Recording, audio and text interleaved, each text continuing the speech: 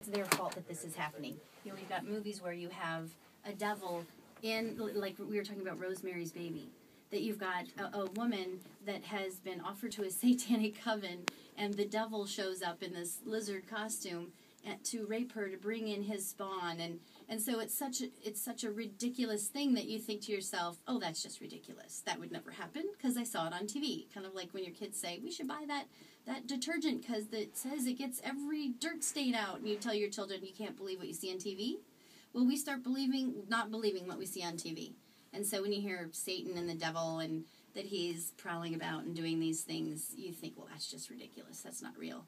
Now, whether or not, she was killed or murdered is besides the point. It could have been that she was taking Valium, had something to drink, and her respiratory shut down. But there are people in the world that understand that is an opportunity to use her as a blood sacrifice. So we can make that clear. So, because there might be somebody out there thinking, oh, that's silly that somebody would try to kill Whitney Houston. Why would they do that? Well, no, maybe they're seizing an opportunity because God is truth, life, and love, okay? God is the one from the very beginning decided and shared and throughout Scripture that blood was a binding agent.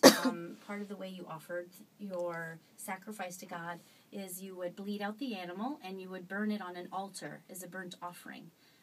Circumcision was the way that blood was shed in a ritualistic act, and that acted as a sealing or a covenant between God and his people. We know that. I believe the Jewish people believe that, and we as Christians understand that that's what that was. Jesus came to free us from the old law, but it didn't change the fact that blood had significance, and we know that because Christ died on the cross, thus shedding his blood for the world, and of course at the Last Supper said, he who drinks my blood and eats my flesh. He didn't say kind of, sort of, or symbol. He said, people left. They thought some people, when he talked about these kinds of things, left him because the word eat, if it's more accurately translated, meant to tear or gnaw, and it was as reference of what you would do if you're actually tearing flesh off of something. So they understood he meant like blood and flesh.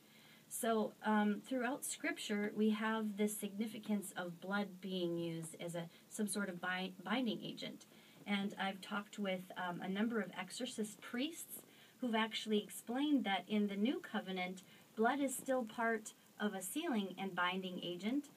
That's the purpose of hymen in a woman. So when she comes together in the marital embrace, blood is shed within that act because the two of them are sealed in a covenant with God.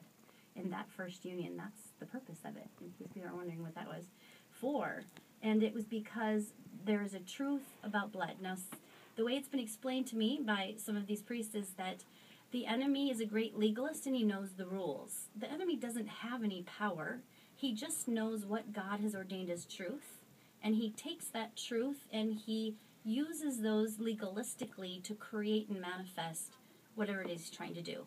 So he knows that if he could get a person to perform a ritual where blood is involved, that the truth that speaks on a spiritual level is there would be some kind of spiritual manifestation in a physical form, some kind of contract or infestation of sorts would occur, especially with blood sacrifice inside of ritual. The Black Mass, it's funny that many Satanists believe what most Catholics refuse to believe, is that ritual and form and substance are all very powerful things that God himself gave to us, so that we as physical and spiritual beings, we are not just a body, we're not just a soul, we're both in union with one another, for instance, that's what a sacrament is, an outward sign, and when we receive that bodily, our soul receives and is infused with this supernatural grace of what a sacrament gives us, and that's because we're body and soul.